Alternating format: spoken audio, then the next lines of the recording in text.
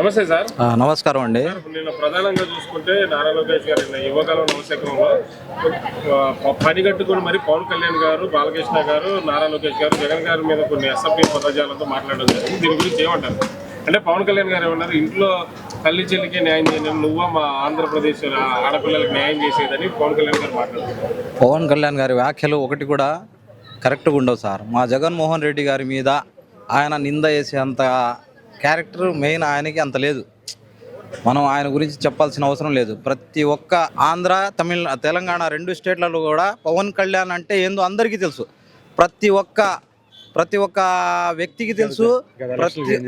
గత ఎలక్షన్లో ఏం జరిగింది, తెలంగాణలో ఏం జరిగింది, ఆయన అలాంటిది మన జగన్మోహన్ రెడ్డి గారి గురించి చెప్తుంటే మనకు ఎలా ఉంటుందంటే నవ్వు తప్ప ఇంకేం లేదు సార్. ఆయన మాటలకి నవ్వుతా వెళ్ళిపోవటం. ఎందుకంటే ఎలక్షన్లు అనేవి రేపు వచ్చే ఎలక్షన్లో 2024లో మా జగన్మోహన్ రెడ్డి గారి విజయడంకా చూసి ఆయన ఎలా ఇదైతారనేది, స్పందిస్తారనేది మీరే చూస్తారు. నేను హిందువులు కాబట్టి ముస్లిం ఓట్లు నాకు పడట్లేదు అనేసి పవన్ కళ్యాణ్ అలా సపోర్ట్ చేస్తున్నానే, ముస్లింస్ నాకు ఓట్లు వేయట్లేదు అనేసి పవన్ కళ్యాణ్ గారు. ముస్లింస్లు ఎప్పుడు హిందూ ముస్లిమ్స్ అని ఎవరు చూడరు సార్. ముస్లిం అనే వ్యక్తి ఇస్లాం ధర్మం ప్రకారంగా భాయ్ అంటారు. ప్రతి ఒక్కళ్ళని గౌరవిస్తారు, ప్రతి ఒక్కళ్ళని అభిమానంగా చూసుకుంటారు.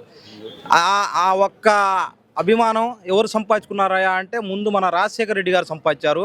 దాని తర్వాత ఆయన తనయుడు మన జగన్మోహన్ రెడ్డి గారు ముస్లిమ్స్ గుండెల్లో ముద్ర వేసుకున్నారు. ఎందుకంటే ఆయనకు తెలుసు హిందూ ముస్లిం భాయ్ మనం అందరం హిందూ, ముస్లిం, క్రిస్టియన్, బౌద్ధులు, సిక్కులు అన్ని కులాలు ఒకటే.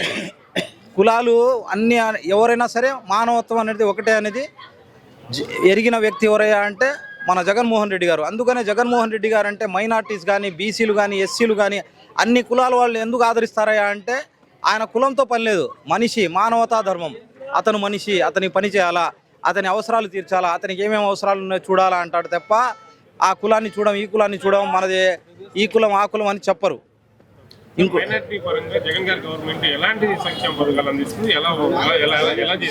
జగన్ గారి ప్రభుత్వంలో మైనార్టీకి ప్రతి ఒక్క మైనార్టీ లబ్ధి పొందిన వాళ్ళే సార్. ఎవరో ఒకళ్ళు ఇద్దరు ఏంటంటే టీడీపీలో ప్రతి ఒక్కళ్ళు ఇంట్లో 5 పిల్లలు ఉంటే అందరూ ఒకే రకంగా ఉండరు. ఒకళ్ళిద్దరు తేడాగా ఉంటారు. అలాంటిది ఏంటంటే మైనార్టీస్లో కూడా ఒకళ్ళిద్దరు అటు టీడీపీలో ఉంటారు, జనసేనలో ఉంటారు. కానీ ఎక్కువగా మొగ్గు చూపేది మన జగన్మోహన్ రెడ్డి గారినే. జగన్మోహన్ రెడ్డి గారి ప్రభుత్వంలో మైనార్టీస్కి మంచి పదవులు ఇచ్చారు. మెయిన్ ఏంటంటే మైనార్టీస్లో జగన్మోహన్ రెడ్డి గారు డిప్యూటీ సీఎంని చేశారు.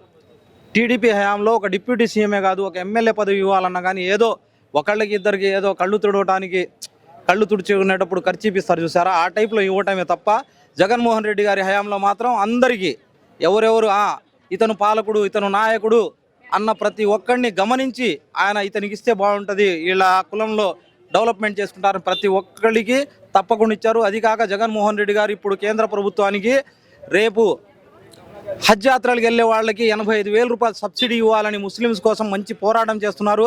అది గనక చేస్తే జగన్మోహన్ రెడ్డి గారు ఈ కార్యాచరణ కనుక ఫలిస్తే తప్పకుండా జగన్మోహన్ రెడ్డి గారికి ముస్లిమ్స్లు అనేవాళ్ళు ప్రతి ఒక్క ఓటింగు జగన్మోహన్ రెడ్డి గారికి తప్పకుండా వేస్తారు. ఎందుకంటే హజ్ యాత్ర అనేది చాలా పవిత్రమైనది.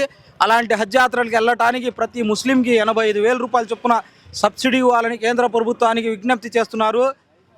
తెలంగాణకి, బాంబేకి అటు పోల్చుకుంటే మన ఆంధ్రాకి 85,000 రూపాయలు ఎగస్ట్రా హజ్ యాత్రలు పోవాలంటే. అలాంటిది తగ్గించి రాయితీ ఇప్పిస్తే పేదవాళ్ళు కూడా వెళ్తారు. ఒక 85,000 రూపాయలు మిగిలినట్టే అని ప్రతి ఒక్క ముస్లిం కోసం జగన్మోహన్ రెడ్డి గారు ప్రయత్నం చేస్తున్నారు. ఈ ప్రయత్నం కనుక తప్పకుండా విజయవంతం అయితే మా జగన్మోహన్ రెడ్డి గారు హజ్ యాత్రలకు వెళ్ళే ప్రతి ముస్లిం కూడా ఆయన కోసం దువా చేస్తారు.